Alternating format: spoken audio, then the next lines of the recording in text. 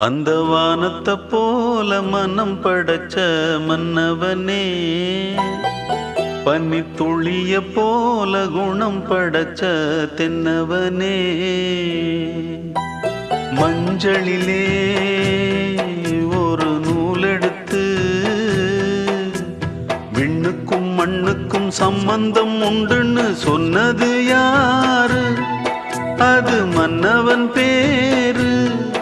அந்த வானத்தை போல மனம் படைச்ச மன்னவனே, பனி துளிய போல குணம் படைச்ச தென்னவனே.